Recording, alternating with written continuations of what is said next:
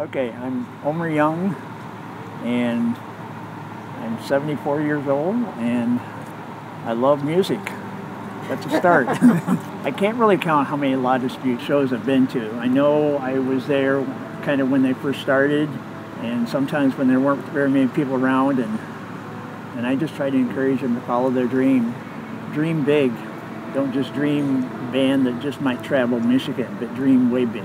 It's a once-in-a-lifetime opportunity they've had, and I'm excited that they got to see their dream. They got to see it come true. I'm really happy for them. I'm really proud of how far they've come, and just to see every show they get more and more popular. Now there's barricades in front of the stage and stuff. It's cool. I flew to Baltimore and we drove to Philly tonight to see my favorite band, and it was amazing. I came 1,700 miles to see you guys play. If I could say one thing to La Dispute, I would say thank you for sharing this with us. Even if you're just wanting to tell other people how you feel, it's in a lot of ways how we feel too. I really notice how all the young people memorize every word to every song and sing along with the band. Even in the early days, that used to happen. And I come home and I say, "Mom, there were 300 people singing the songs," and it's amazing. Just make your message great to these kids, because they listen to you they don't believe in religion, but they believe in bands. So make the message really meaningful, and that's all I can ask. I don't know what it's like to not have this be a principal part of who I am as a person. And I think that part of what this lifestyle does is it teaches you to be confined to it, because there's an impermanence to everything. You're only home for so long before you leave again. There's not a whole lot of normalcy to this lifestyle. That's what makes it difficult. I think that's the struggle of adulthood as a whole, as you settle into a pattern inevitably, and you pursue a career, a thing, and then it's learning how to stay happy within that.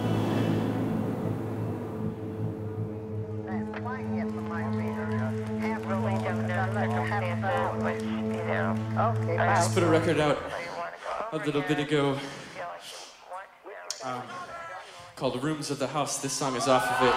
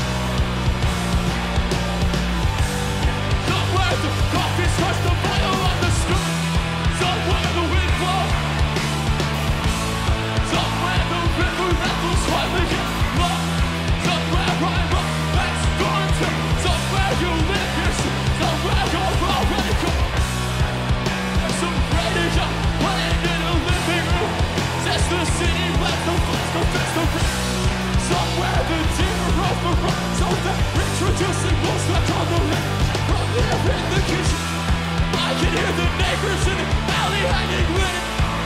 And the bank collector trash bins in the street. You're speaking to me, but I can't understand you. Coffee is burning and all of the through desert for the rest of each people. That winter though awakens the bottled up stuff. A cabin I had rented, unexpected snow. That visit for Christmas, so television bitches will see friends in Brooklyn. Press out to Richmond, the traffic on the bridge. A woman on the rush, everywhere the wind. Everything is happening at once.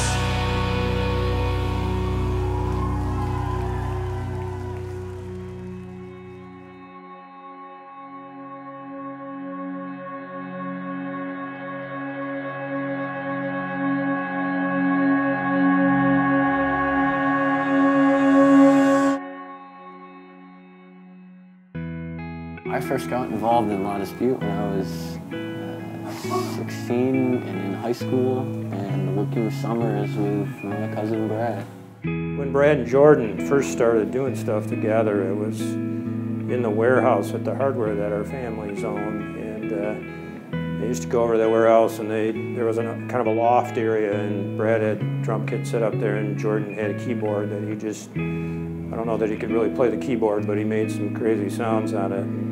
I remember I was driving a friend home and I see Brad walking down the street, and I was like, that's Brad Vanderlucht. I haven't seen him in a while. So I stop and I pick him up. I'm like, hey man, you need a ride? He's like, yeah, sure. And I pick him up and we get to talking, and he's like, yeah, me and some guys are thinking about starting a band and we need a guitar player.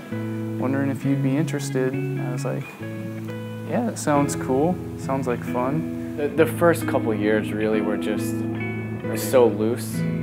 Like we would just get together once in a while and play, and it wasn't really anything. I thought it was really chaotic and really wild and crazy, and I just thought it was really cool because I wanted to be in like this loud, heavy band. All right, right now on the stage we have La Dispute from Grand Rapids, Michigan. Give it up, and here's some free stuff. Rock. Hold on to your long johns.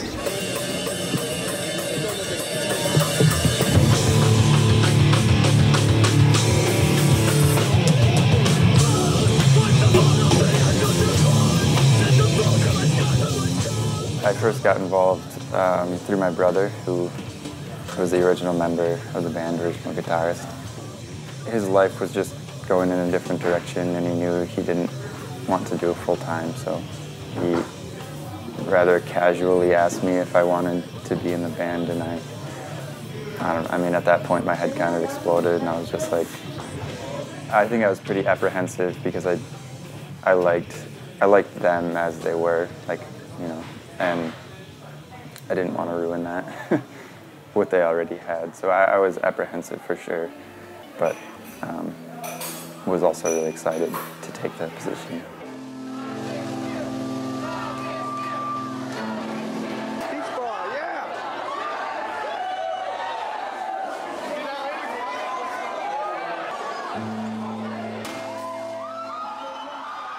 I was in a band when I was still in high school in Indiana.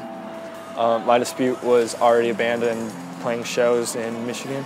And a couple of the guys from my band, and then the guys in La Dispute became friends pretty quick. And it's only a 2.5-hour drive, 2-hour drive if you're a teenager, from where I grew up to where they lived. So I ended up just going up on weekends and hanging out with Brad and George, just like going to laser tag and doing dumb stuff all the time. Then when my band broke up, I moved to Grand Rapids, and I knew from Brad that their bass player at the time, Adam, was going to leave. And so I was like trying to weasel my way in. Eventually that worked, and that was in 2007. And then been in the band since then. We had fun doing it, so I think if you like something, you just want to keep doing it. There wasn't any crazy motivation behind it, I don't think. It was a lot of our first bands, our first serious band, so I was learning how to write. We were all learning how to write, and I think that's kind of the progression that you see is us growing up. Once we had like a lineup for the band, that's when we decided to write more songs. We did Somewhere. The record came out, and we did our first tour right after that, which was awesome. And at the time, we were just booking everything with MySpace and playing in houses, playing parties all the time. It was great. You could just stay up till 6 in the morning and be morons. Playing with bands all over the spectrum, emo bands, hardcore bands. Sometimes it worked, sometimes it didn't. Sometimes there'd be no one there. Sometimes there'd be 100 kids in a basement. And it was fun because we never knew what we were gonna get, but we got it ourselves, which was very gratifying. And we've kind of branched out into new areas and developed a newer audience and reached out to different people and started playing with different styles of bands that I think influenced us and kind of made us want to do things a little differently as well. Wrote Wildlife, recorded Wildlife, did more touring around it. At that point, things started to be a little bit more serious. I mean, we weren't playing in houses so much anymore, we were playing in venues. And we'd still be unsure if there were going to be kids, but eventually there were kids, and we just kept doing it.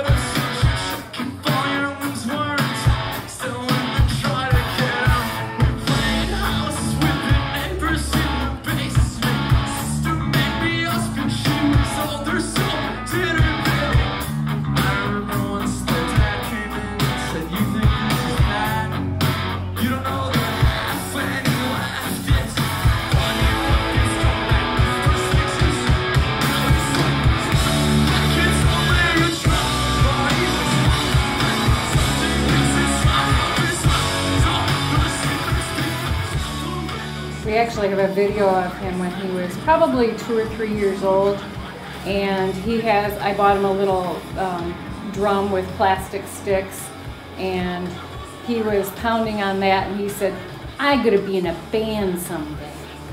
Brad's not the figurehead, but he's just the one that he's a perfectionist. Brad's a perfectionist in a good way. Definitely takes on, I think, a producer role. So I think that was super, super important. Knows when it's good and it's not good, and can kind of be the one to get excited and be like, yes, that's it, and like be definitive. And that's something that I can't do. He's my favorite drummer. It's like technical, but at the same time, you can understand what he's doing. He has a skill for organization that our band would not have survived or succeeded without. He wants the things he cherishes and the things he works at to succeed. He wants them to be the best at all times. He does not accept a lesser product. And that shines through in every aspect of our band, from how we operate ethically and how we write songs and how records come together and how records sound. And he's just very, very, this is very important to him, and it is to all of us.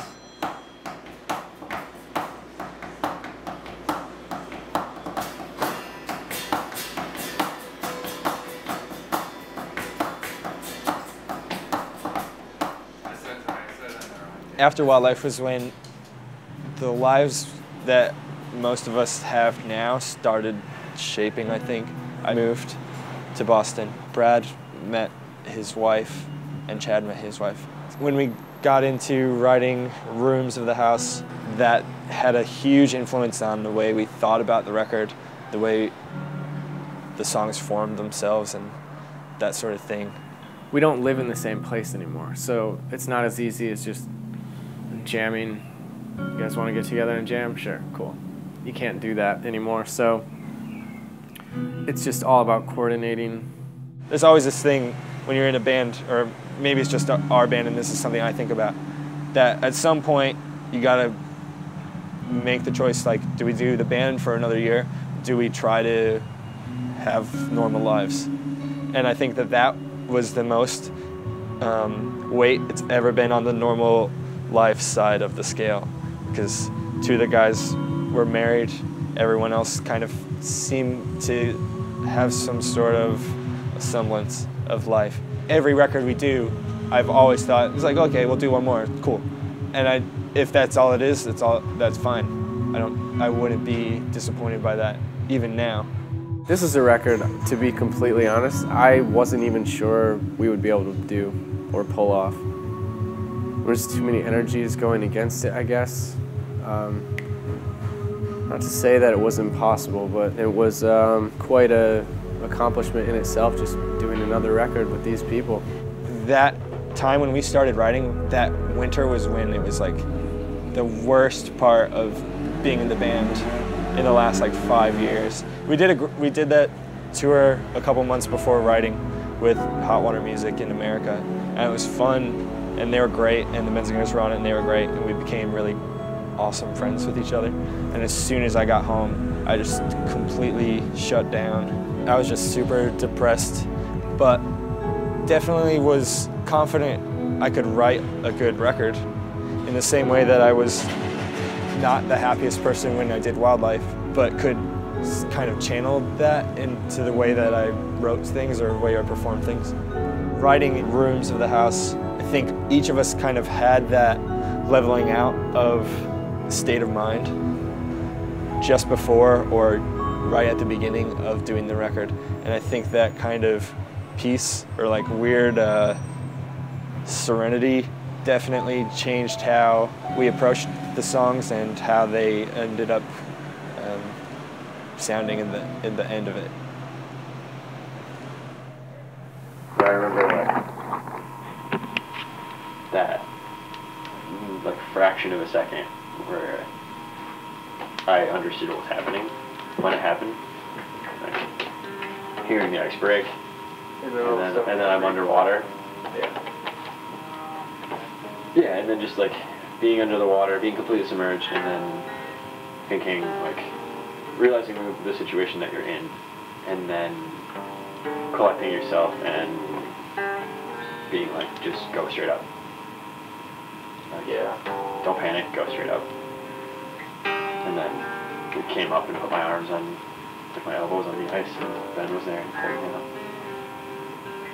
It's almost scarier now, though, in retrospect, like, because it all happens in it's happened so quickly. Mm-hmm. Now when I think about it, like, even when I was walking through the woods earlier, there were times when I was like, what if I walk out onto a frozen part of the creek or something? Like, fears that I never had before that I have now because of that moment. It's weird. My dad knew a guy who went out fishing on the Gulf.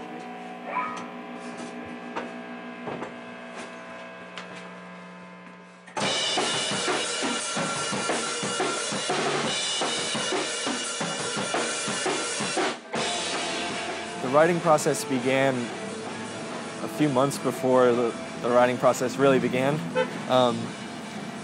I started writing in my apartment in Boston, and Chad was writing riffs at his place, and all of us were kind of working independently.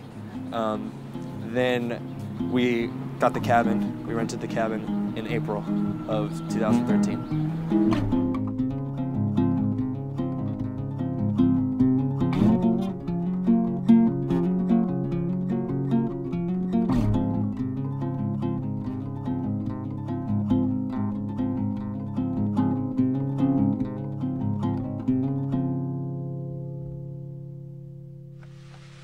Today's episode of What the Hell is Kevin Doing?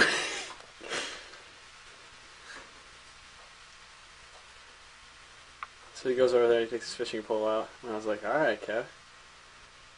And then he's like, yeah, there's probably no fish in here. And I was like, well, you might as well give it a shot. And he goes, yeah, I'll cast it with you.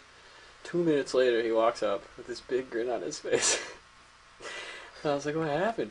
He's like, well, cast my line, and the wind took it. I went about 10 feet up in that tree right there.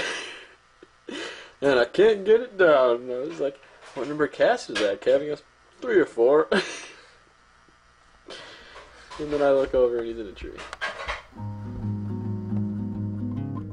They went to the cabin back in April, I think, around then, and we did the record in October, and they did the bulk of the writing. I think the core idea started in this cabin, and it was great for them because they were able to do all these cool demos for me to get my sense on.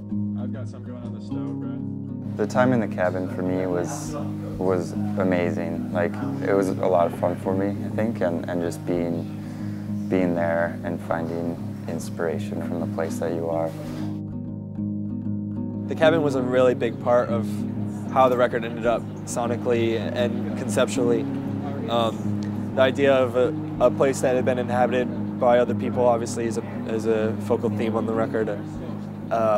It was kind of like the sixth man in the writing process in a way, how it shaped the songs, how it shaped our attitudes when we wrote the songs. It was very important part, and the record would have definitely sounded different had we tried to approach it in a different environment. It was much easier to have ideas and then have other people come in and maybe complete them or look at them in a different way. So things met more quickly, and I think we were able to bounce things off of each other a lot more. I think if everyone cuts out, it would make more sense for him to do it half as many times. Yeah, I think that'd be cool. Give that a go. I mean, if that's okay. All of us had to be all in, and we had to be working together, and if any one of us was lagging behind, it wouldn't really work. There's not that space in between for like contemplating whether this is something good or bad. Like, you don't write something and then a month later you're like, I'm not sure about that. You know, we're in a place for 4 weeks, and your only purpose there is to make a record. And there's pressure, and you know, we never done a record like that before. We came there with a few ideas maybe, but for the most part, we were just, it was scratch. It was all from nothing. And you know, you're building this massive thing and you don't know what you're doing at all. No idea. When we were up at the cabin writing, it was super stressful for me. It's almost like I just had writer's block. And Jordan talked about that too, like with himself writing vocals, like he just had the worst time getting everything together, and that's exactly how I felt. I spend a lot of time mulling over words and patterns, and to a fault sometimes. This last record was difficult for me to finish and took 4 extra months for me to finish because I could not get myself to commit to phrasings and to word choices. But it's because, especially this time around with the record being so much different than previous records, it's because I wanted to do them all justice, to do their work justice. And they did things differently, things they'd never done before, which just made me want to expand as an artist and try things that I hadn't done before. It's something that I've wanted to do for a long time, just like go to a cabin and write music and, you know, not have to really worry about anything else.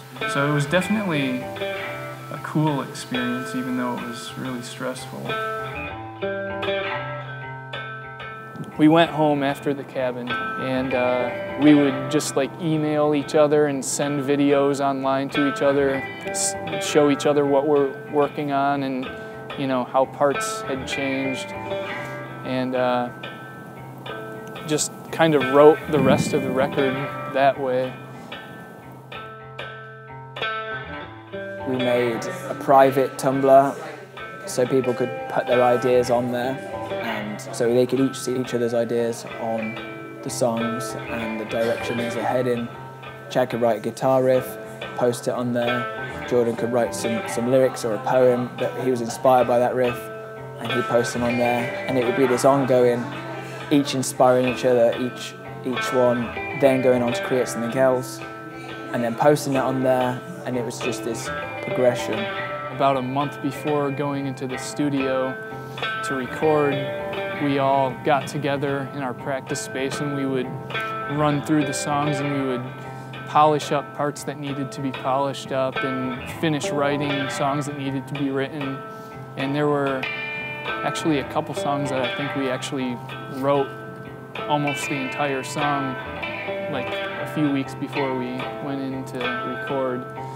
And it was just such a long, grueling process.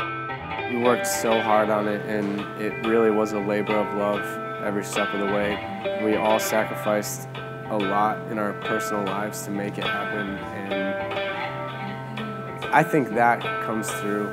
When you have 6 personalities that are so strong, it's going to be a living thing. It's going to. We all might even have the same vision for it up front, but within 6 weeks, that thing's going to be different. We have 6 different minds collectively saying, actually, no, actually, we thought this was going to be cool, but let's try it. We're going to try this, and we're going to try this. So everyone, you know, grabbed at it in a different way for the greater good.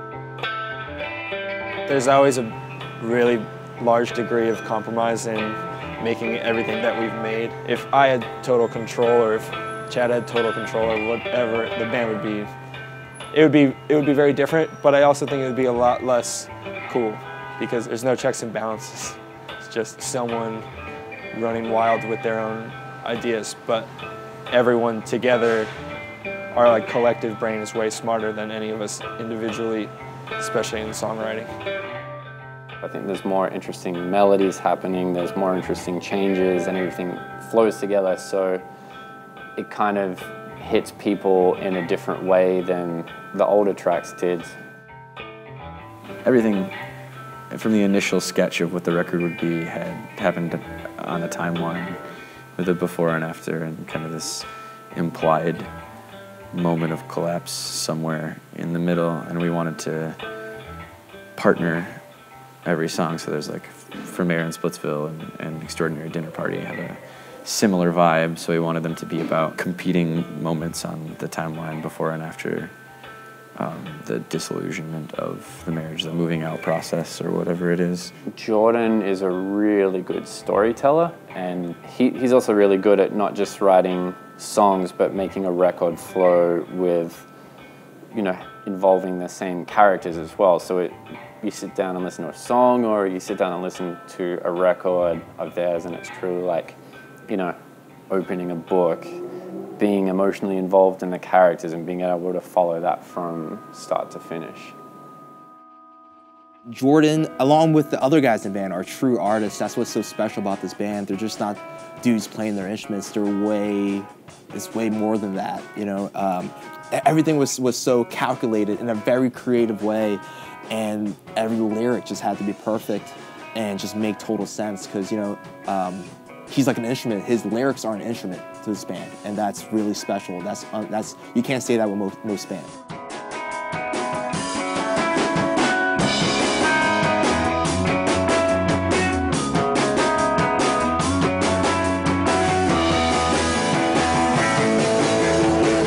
Everyone is so meticulous about their craft. You know, Chad is so meticulous about his guitar playing. Every note had to be exactly what he thought. It didn't have to be pitch perfect. It just had to feel good for him, had to feel good for us, had to feel good in the room. Gets into this really interesting kind of ethereal creative space. He's very kind of otherworldly in how he plays and where he gets his inspiration from and the things that he writes. Like, you know, just putting out ideas and having like a lot of different sounds and having these like little pieces to pick from. I think I have a more difficult time knowing what is good from these certain things. Track one, I never know titles of songs. I know our working titles, and this title was Queen Jane. It's track one. I know that's not the title of the song, but it's track one on the record. Chad and I, you know, and the band, we did stuff at the end of the song that I think, you know, people are probably gonna listen over, you know, because it's just guitar stuff. So who really cares about guitar stuff? But we do, and Chad does a lot. You know, he asked for things. I was like, holy shit! Like I hate saying no. I hate getting defeated. And Chad would say shit like, can we reamp this thing in this room while we reamp another thing through tape, and then have another amp in this room and reamp all of it? I'm like, wait, what? We're reamp three different amps in 3 different rooms, one through analog, and I'm like, that's no, that sounds crazy. But I hate saying no, and you seem stoked, so I'm gonna fucking do it. I'm gonna try to fucking do it, and we did it, you know. Turn the radio. There are moments of collapse.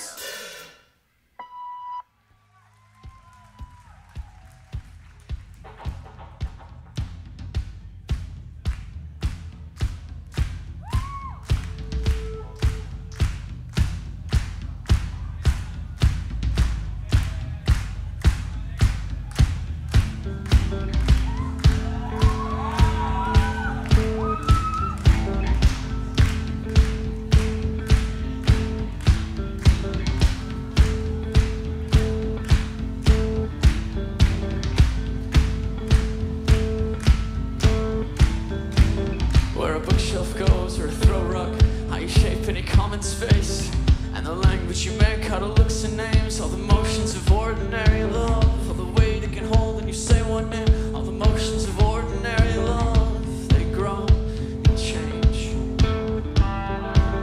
All the motions of ordinary love, all the motions of ordinary love, all the motions of ordinary love.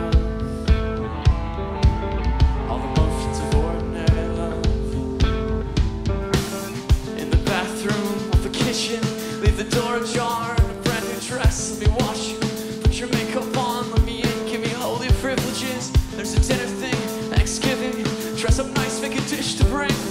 There are moments here, only yours and mine, tiny dots on an endless timeline. Tiny dots on an endless timeline. Tiny dots on an endless timeline. Tiny dots on an endless timeline. Tiny dots on an endless timeline. In the mirror, with your eyes wide, trace outlines, ask for wine. But you never look away when you do, your eyes don't move. I never move mine from you when I watch you. You're reversal, it's an honest thing when there's no one there. Some days they feel like dress rehearsal. Some days I watch and you don't care. There's a dinner, Thanksgiving, dress up nice, make a dish to bring. There are moments here, only yours and mine, tiny dots on an endless timeline. Tiny dots on an endless timeline. Go on and on and on. All the motions of ordinary love. All the motions of ordinary love. No, no.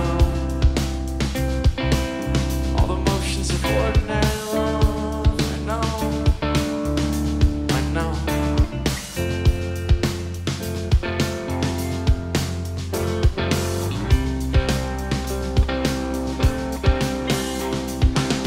A glance back to the small of yours, the sink where I set your glass. A hand that rests there flat a moment, retracts in the recognition that you give when you shift position. Move your hip slightly in. We say nothing then out loud, and that's what feels the most profound. And I want you, that apartment, somewhere from across the room. But it's all a haze, I remember vaguely lights then staring there to you. It's the slowest days in the bathroom that somehow never seem to go. Where I watch you, put your makeup on, the smallest sounds, the clearest echo.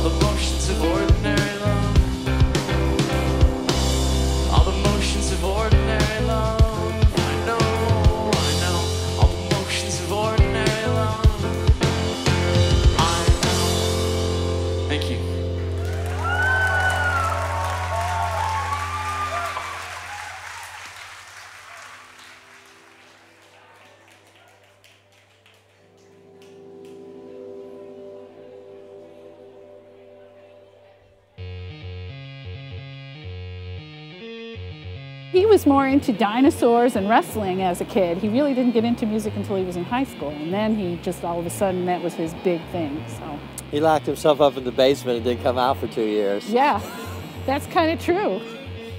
Vass is very smart about everything and methodical.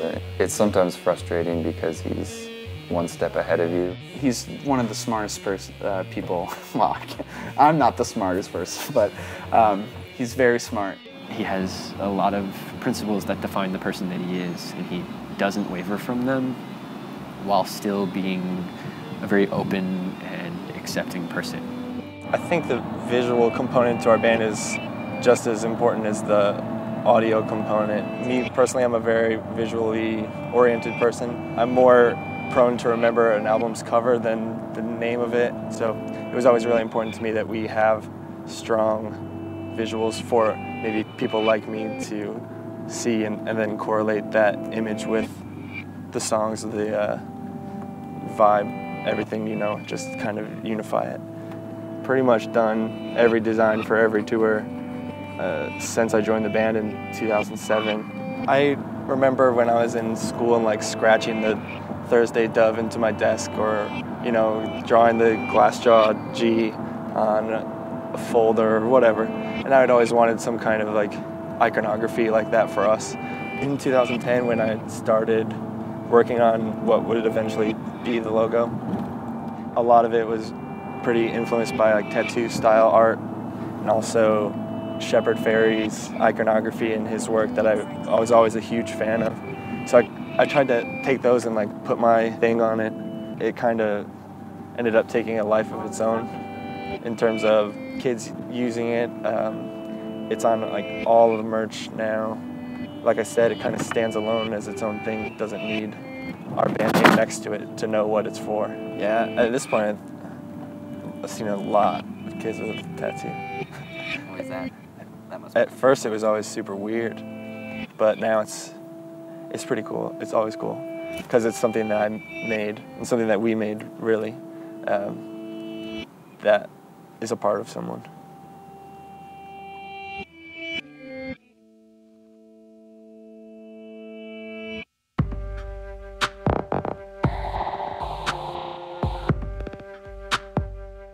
Often rock music is about disrespecting everything and everybody. But these guys have always just built this aura of like respect, take care of each other, and like kids need that shit right now.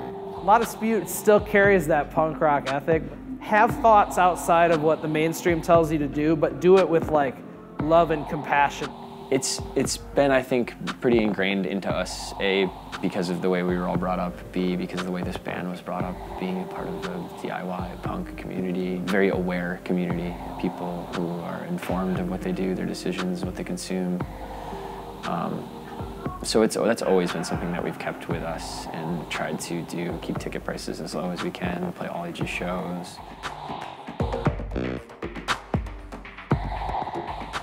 Us, them, all of our peers that all run in the same circle, I think at the core of it, we all sort of have the same mindset of like being as honest as possible, respecting one another as possible, being open-minded to all people and all races, all sexes, all, you know, all the important things that are the true foundation of punk rock.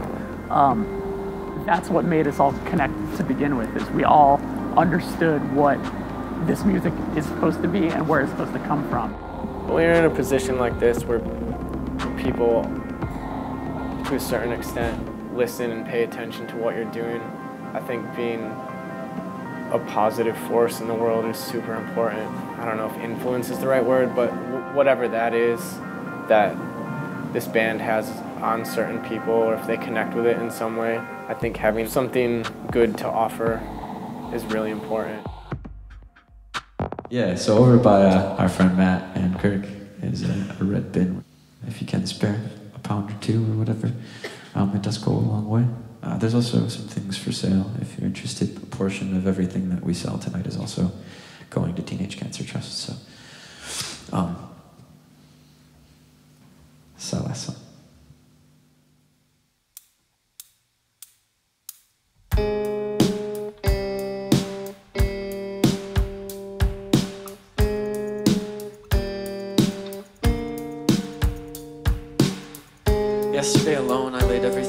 carpet, books, kitchen things, objects with specific purpose or none. Arranged them sideways in a grid on the floor there, unmoored, then considered it. First the whole picture, then everything individual, humming along at the deadest pace imaginable. One object, then another, and then the next. And I wondered what they meant there, if they meant anything still. Found notes, camping supplies, a book you bought in the desert, identifying wildflowers. So actually La Dispute got in touch with us about 3 years ago, and they showed an interest in the work that Teenage Cancer Trust does.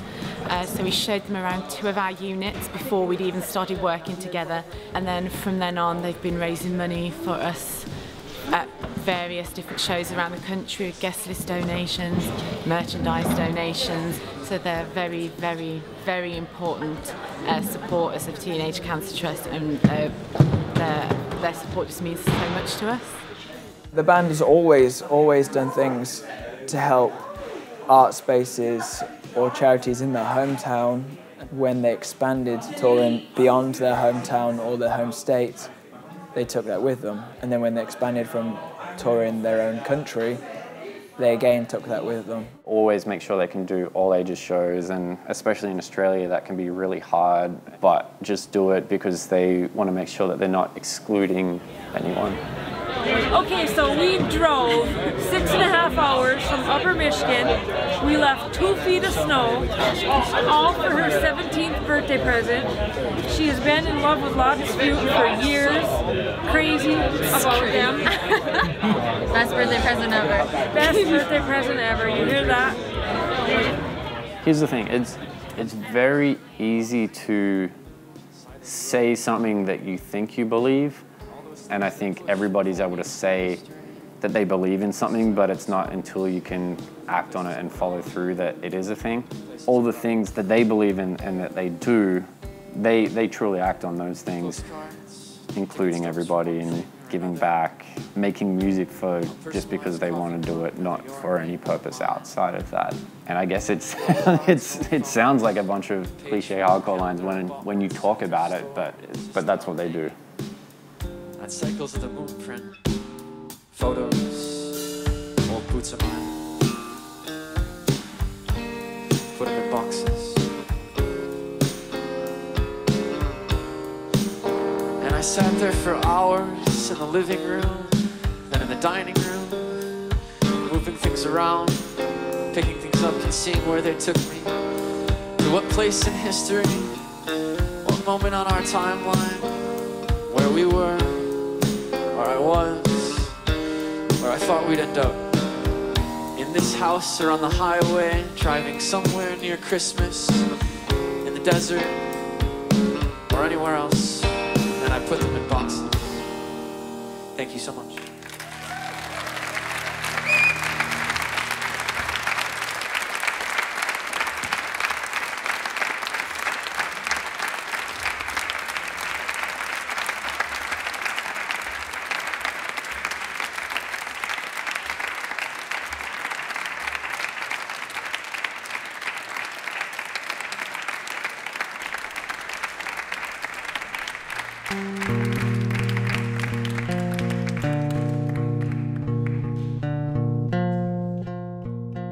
I think Jordan always says that he's not a musician, and I don't think that's true. I think he doesn't give himself enough credit for that. If Gerhard Richter is an artist, or if Don DeLillo is a writer, or if Jimi Hendrix was a musician, like how can I really, if I call myself that, I feel like I'm lumping myself into a category with people who I see as far more talented than I am and probably will ever be. I have a hard time putting myself in the same category as other people, I guess. I'll never forget being at Cornerstone Music Festival one time when he just jumped off the stage and started going back and just started hugging people. People were just blown away by how open and friendly he was with just anybody. Before I was in this band, it would give me chills to watch him. I think he's a great performer and engages with people, and that's what he's really good at, I think. He takes on the big weight of the band, and he deals with it so much better than I've seen other people that have had the same fame or whatever. The lyrics that he decides to write, they're heavy lyrics, which brings heavy emotions. I feel like when you have that much of a response from people who you've never met, like, I feel like that's a big burden to carry, and just the way that people can, you know, put that on you, and not in a bad way, but it gets put on you, and it's definitely a hard thing to handle. Whether you want it or not, it gets put on you, and it can be challenging for sure.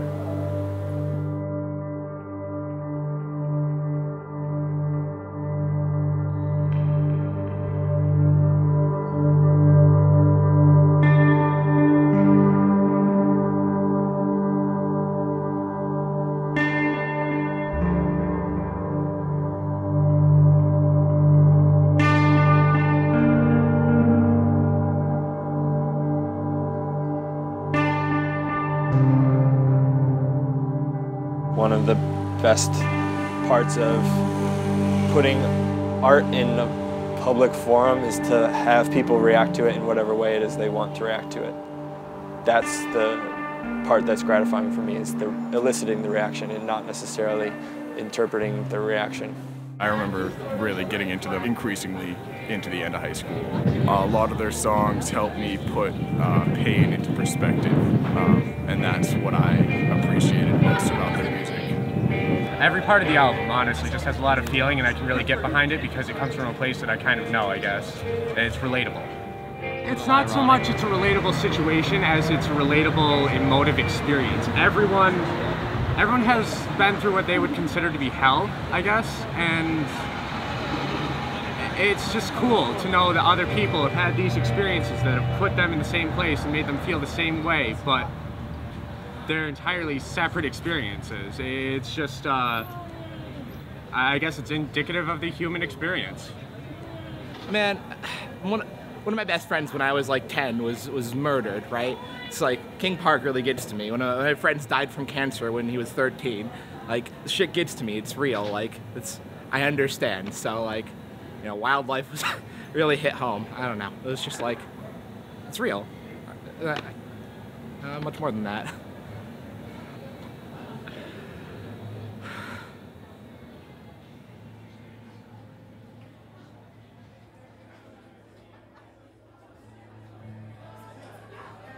Hey, this next song was written a long time ago. It's a funny thing. It's a funny thing how you take a snapshot of something when you make anything. You make art. You paint something, or you write a poem, or you write a song.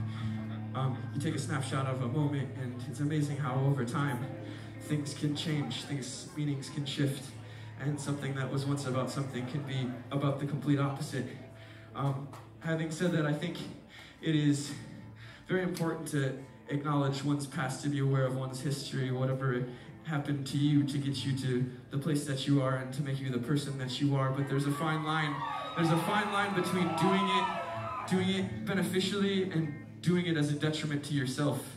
This song is about moving on now, letting go, and realizing the happinesses that are right in front of your face.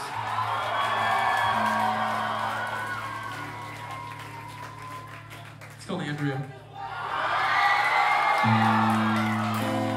You still cross my mind from time to time, and I mostly smile. Still so sad finding out where we went wrong, and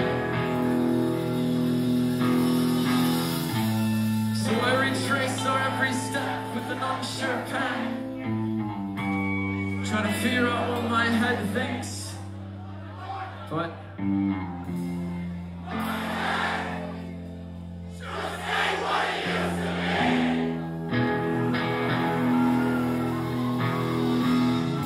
then again, what's the point?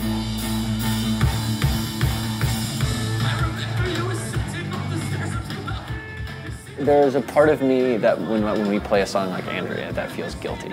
There are moments in time where we're playing the end of that song and I feel guilty because I don't think that way anymore, you know? Like I really did when I wrote that song, and I did for a long time after that. But now I've moved on with that portion of my life, and I've opened my eyes to happinesses that for so long I obscured. And I don't want people to hear that song and think that because I'm in a band that they like, it's some sort of gospel, you know?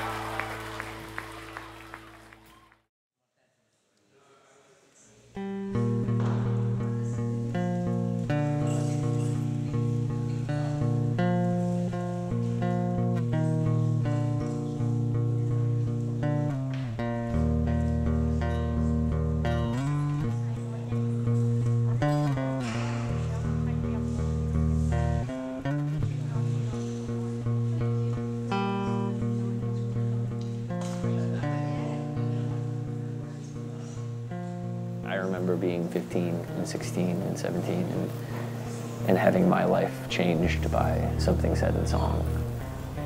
And that we've been able to do that with any one person is a pretty extraordinary thing. And I have to remind myself of that sometimes. It's easy to get jaded, it's easy to get frustrated with the guy yelling King Park in your face the whole time. It's easy to get annoyed by the girl who keeps touching your leg or the people who keep taking pictures like you're an actual celebrity. But for all of that, we've been able to really communicate with people, and people have felt comfortable communicating with us, and I think that's been pretty incredible and very rewarding. So.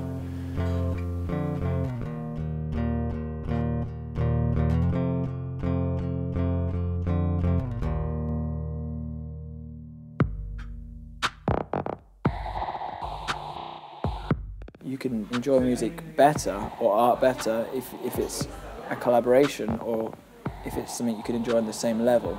They want everyone to treat each other with the ultimate respect. Everyone's on the same level.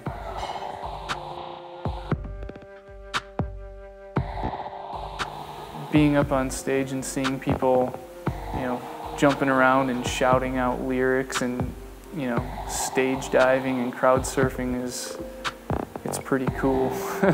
It's a really fun thing, and it's really fulfilling to know that people are really getting into something that we as a band have put so much time and work into.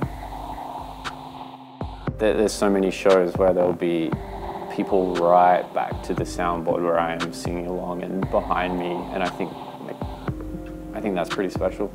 The best shows are the ones where there is that almost palpable connectivity emotionally.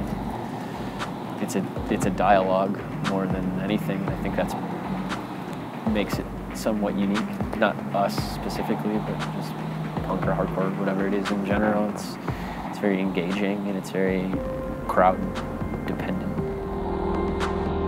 just like everyone getting into it and like being around so many people, like just screaming with him, like it's like overbearing almost, in a good way. The fans, they were just like all together in like unison, and they were just like moving together and helping each other out, and they were just like screaming so magically. Normally people just beat the shit out of each other and push each other around, and they just, I don't know.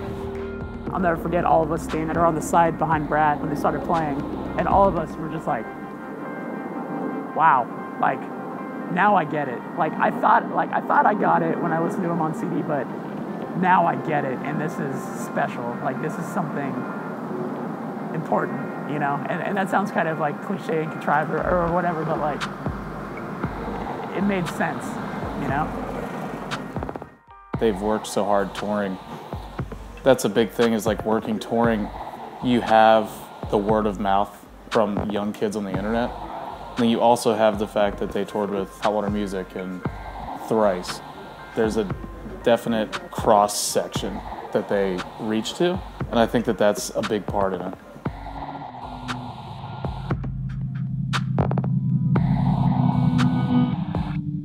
I remember when we first started touring, we'd get to a show and nobody would be there, and the show would start and people would slowly trickle in, and we thought we were lucky if we played to 30 people. And now to be selling out venues almost every night on this tour it's crazy.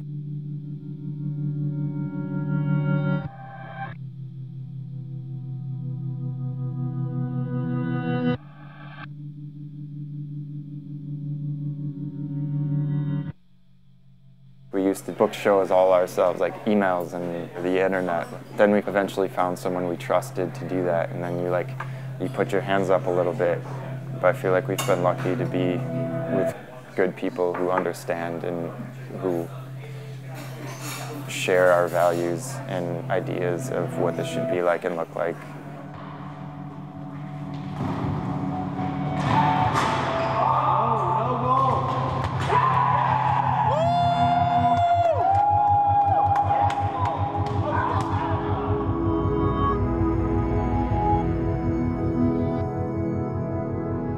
It's always just been one more thing, and like every time it seems like this is crazy, like that it's already been so much more than we ever thought it could have been. So I think anything beyond this is just like all extra, it feels like.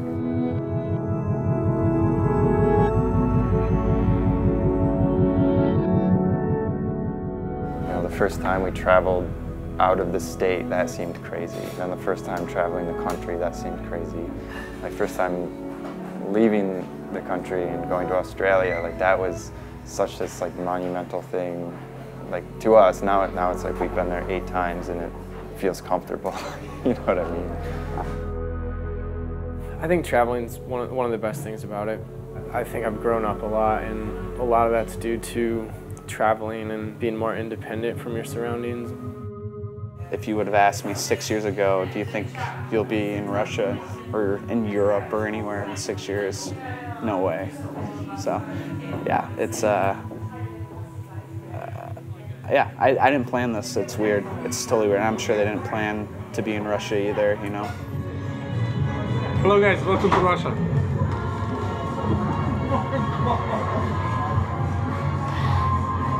Oh my God. We just went to Russia for the first time, and that's a place I never thought I'd go. And we're going to Singapore in like a week, and that's a place I never thought I'd go. So there is a freshness to it that has never gone away, and that's a really great feeling. Russia, we fit it into 2 days on what should have been days off, what should have been rest days. It didn't break even. I think we just scraped by, but it was all about the experience, and seeing the guys there in that completely new environment was totally worth it.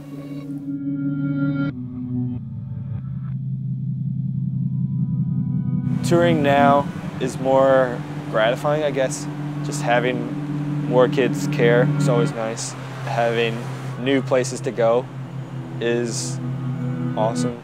It kind of brings me back from being jaded and waking up at whatever o'clock to get in the van all day and being grumpy about it. And having those little things to look forward to, whether it's a new place, a new experience, makes the whole touring life better.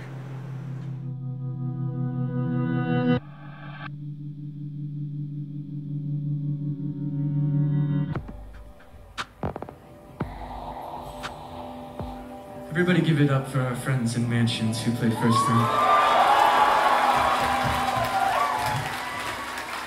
Amazing band, amazing people. It's been such a pleasure. We're getting to that point in tour where it's starting to feel awfully bittersweet knowing that we get to come home for real to friends and family, but we gotta say goodbye to some really great people. So I just wanted to say thanks to Mansions for making this tour spectacular, for being amazing people. The song is for them.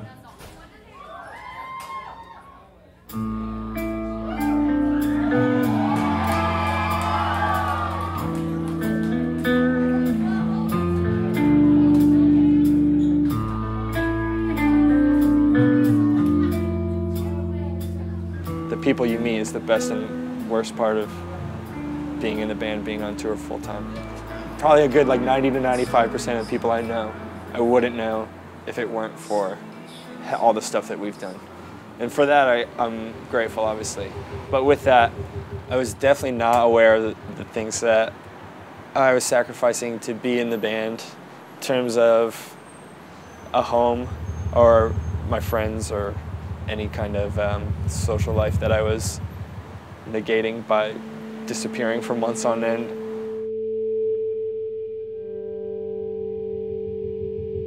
Depending on when Kurt says van call, it's either a good or bad day. We choose to sleep or get the free complimentary breakfast, get in the van, fall back asleep. It's always the roulette of who gets to drive. So everyone tries to get into the van as fast as they can, so whoever's last has to drive. For the most part, we try to crunch it to the venue as soon as we can, just so everything can get set up. Very scheduled. Once doors open, I don't see the guys normally. But on this tour, it's been nice because Corey will bring me a beer after they play, and then pack up and go to the hotel.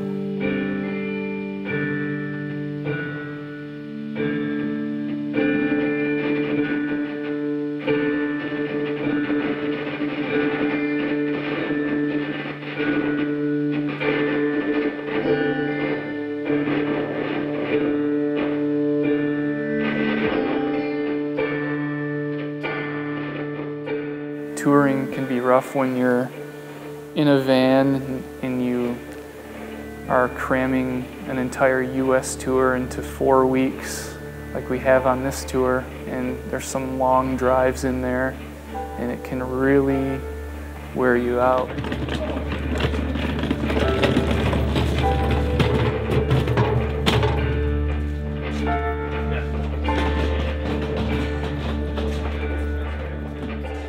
It's been a lot of really hard work, and it's definitely taught us discipline. To be honest, it's not all awesome. There's a lot that is not fun about being on tour. There's a lot that I dread about being on tour, and it's mostly super personal stuff, being away from comforts and from people I know and all that, which any band would deal with, and any band documentary would probably go, yeah, it sucks to be away, but playing is great, you know. It's true.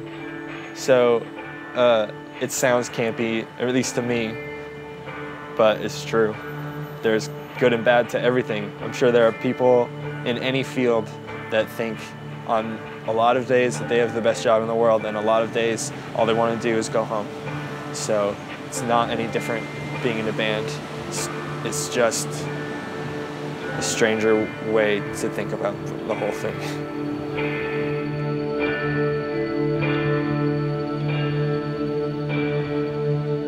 Kev would know. He remembers everything. Kev never forgets anything. It was the day before my birthday. Yeah? Where were we on your birthday? Tour. Who was that? Hot Water Music. Yeah. Menzingers and all that. What all the names? That's the one thing that he does not. Names. Yeah, he doesn't. Yeah. Scotty. Yeah. Greg. Oh my God, he's gonna run over and scary.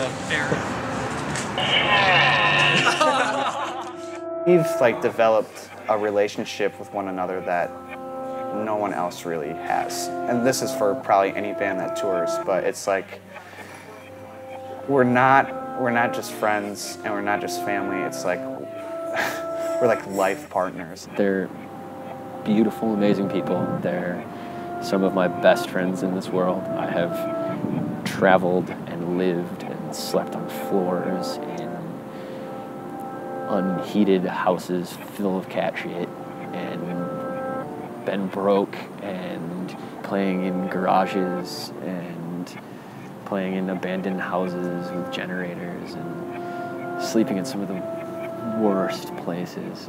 Like, just terrible. Anyone who would take you in. And I've done all of those things with those dudes. And no matter what, those things are mine and ours, and they can't be taken away. Like, we've bled together. And I think that's, I don't know, I think it's a special thing to have that relationship with anybody. It's family.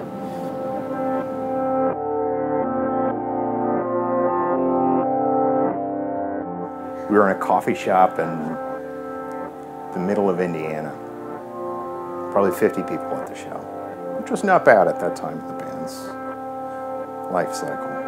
It was an emotional show. I remember at one point, I grabbed Jordan's shirt, and we were screaming in each other's faces.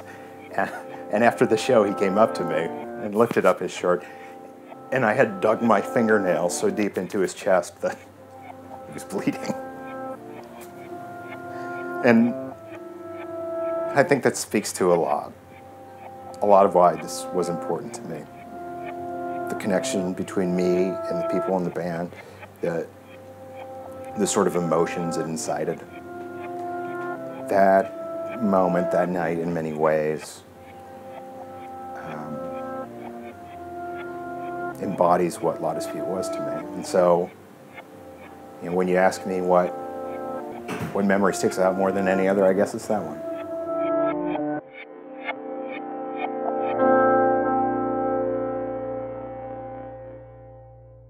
It's weird.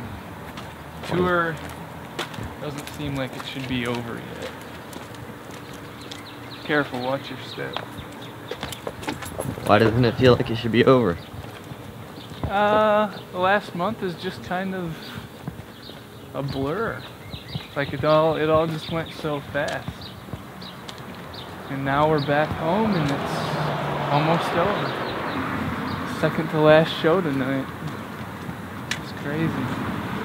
But that's just how it is, I guess.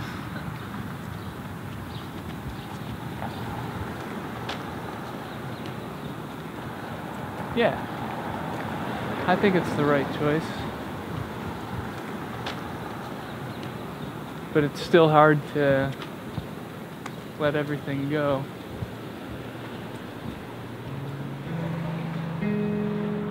He is the most genuine person. He's the most lovable person. Every band that we tour with, Kevin is like, he's just so surprising to everybody because he's so different than anybody you'll ever meet. He's just sweet and will do anything for you. And he's very pure. He's the purest person I know. And but then he also, you know, will throw a wild card in there and, you know, drop a swear word or something like that. Kevin, I think was always the more. I always thought of him as the more stable guitar player, probably more technically sound, especially in comparison with myself, where I feel like I was always a little bit like sloppier and edgier and something like that, which I think balanced each other out a little bit, and probably both were necessary in some ways. I got asked like maybe a month and a half before I was to leave. Kevin was gonna do the entire US tour. I was gonna hop on towards the end of it. And Kevin made just a ton of videos for me where he's just rocking out on guitar. He has like a wall of amps behind him. He's in his bedroom. And that was the most helpful thing. Like, I don't know if I would have learned any of these songs otherwise. So. I have had the opportunity to go out and tour and travel all over the world and make so many new friends from all kinds of different places. I have no regrets about that, but it just feels like now is the time to move on to new things. It honestly wouldn't feel right for me to stay and, you know, try to struggle through it every day. It just seems like that would be such a wrong thing to do to everybody, to my bandmates and to the fans and everything, because if I'm not doing it wholeheartedly, I feel like I just shouldn't be doing it.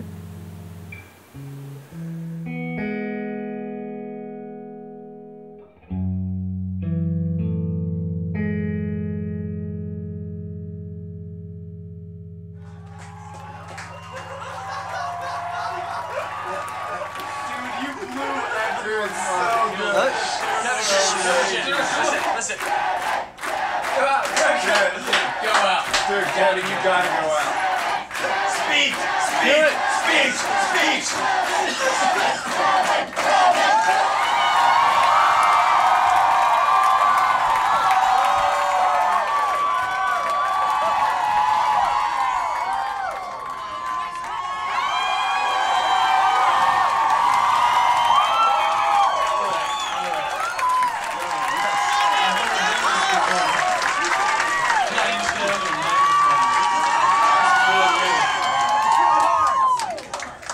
I just want to thank every one of you for coming out tonight, and I want to thank each and every one of my bandmates that I've been able to share the stage with for the past 10 years. This band has been a dream come true for me. Ever since I was 5 years old, I wanted to play guitar in a rock band, and it's not something that a lot of people get to do. A lot of people want to do it, and they never get the chance. So I thank God every day for giving me that opportunity. And I just want to thank each and every one of you for coming out to the shows. This band never would have gone outside of Grand Rapids, Michigan if it weren't for people like you supporting us, for buying the records and for coming to the shows, and just for your kind words and your encouragement. It means so much, and we owe it all to you guys. Thank you so much.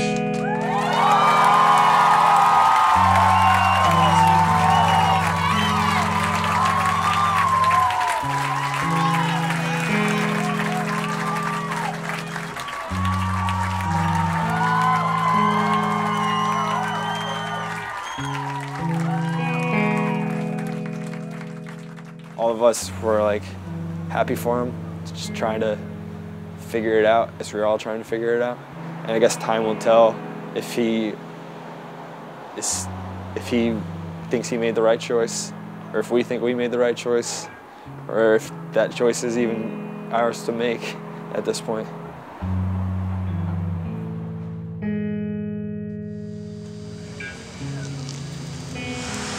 Right there, Chad, I think. Right? No? Over here, actually. I'm glad I'm packing this trailer for the last time. This is like the worst job ever. But I will miss it. Even if we put stuff in there and we pack the whole thing, he's gonna take it out and put it in a special way anyway. So he's kind of assumed the role. How are you gonna pack the trailer without? I don't know. I don't know what we're gonna do.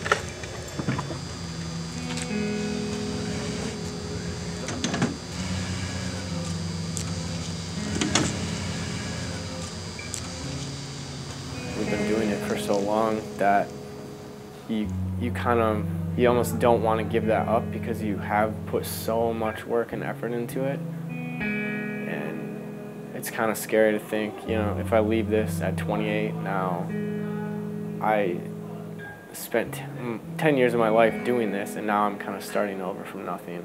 And I think that's a little bit frightening. I don't think any of us can do it forever, but I don't think that means that we need to stop. I think it just changes how we approach things. My favorite bands are ones that push themselves all the time, and you know, if we do another record, it's not going to be Rooms of the House Part 2. It's going to be something different, just like that record isn't Wildlife and Wildlife isn't Somewhere. It's just, that's how we operate, so. I mean, as a band, you have to progress at one point. You know, you can't release the same thing album after album after album, because then those people are going to be pissed that it's the same shit, you know? You have to work towards something, whatever. I mean, they've been going through different stuff in their lives, you know? You put what you're going through into the music. From the songs I've heard live, the new ones, and then to Wildlife, to their older stuff, it's like, it still sounds like them, but there's that growth. And I think that's very exciting from a musician standpoint, just to like, hey, we can still write amazing music with one another and not repeat ourselves. I think that's what helps them to keep going, just like we still have more to say musically.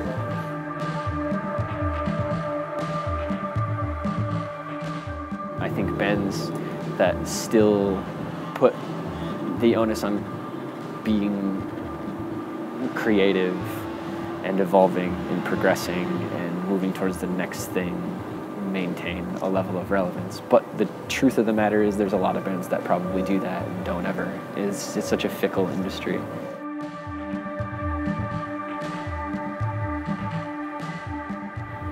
I remember seeing La Dispute, I think in like 2007, and then when I finally crossed paths with them, like 3-4 years later, not only were they still just as tight, their songs were better, they just kept growing, and they've been very deliberate about that.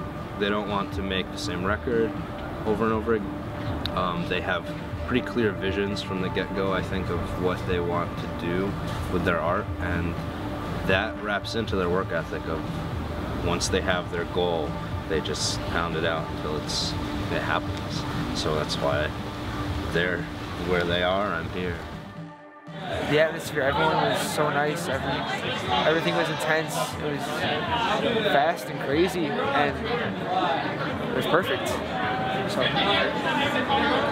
I'm so thankful that La Dispute said thank you like every 2 seconds. You can just tell that they actually really care about like their fans and being present. Each time you listen to me, like, you just feel connected. Especially at the live show, you really feel like the band are taking you in with them. When you find a band that has both technical efficiency and like ability in that sense, as well as having depth to their lyricism, there's just a lot of layers to La Dispute's music, and I think that's why I like them, because you can listen to them, you know, hundreds of times and still find something else to think about. You guys don't understand sometimes, you know, I'm sure you guys have had days where you just want to end it all, and you guys make it so that some of us can get out of bed. They've inspired me. I play music and I want to play music like them. They've inspired me in so much. You've inspired me if you can read this or hear this. Yes, thank you so much.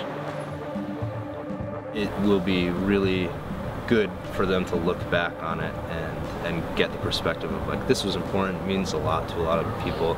Like, there's songs they have that mean something to me, and I hope that they're able to grasp that fully, that, hey, this was an important and cool thing we did.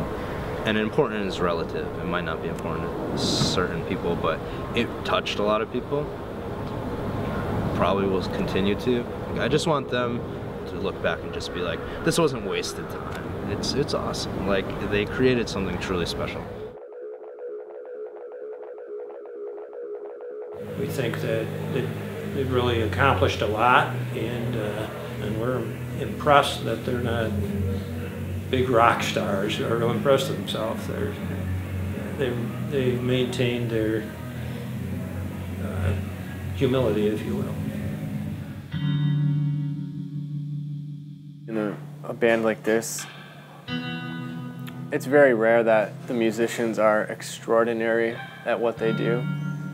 I'm not exceptional at all at playing drums, but I play drums every day in front of people. So I'm really thankful for everything we've been able to do. It's just a job, you know? It's something you do every day and have done for so long. But then I had just saying this to you, and then I was like I'm in London right now, on a rooftop, you know? So there are moments you have to be like, yeah, this is a normal job, but shit, I've been a lot of really cool places, and I've met a lot of cool people, done a lot of cool things, and it's amazing. I don't know, it's just amazing. More than anything, it's just if you give anybody an opportunity to be heard and to do something and to just try and like to give the time to do it. And most people don't have that opportunity. Like most people like are made to believe that they can't do that. They can't play music because it doesn't make sense. It doesn't make money. It doesn't, you know, it's not a real profession. But I think if like, you know, put the microphone up to anybody, and I think amazing things will come out. Like you need to give people the time, and like you need to give, like let people be what they are, and I feel incredibly lucky to be able to have done that.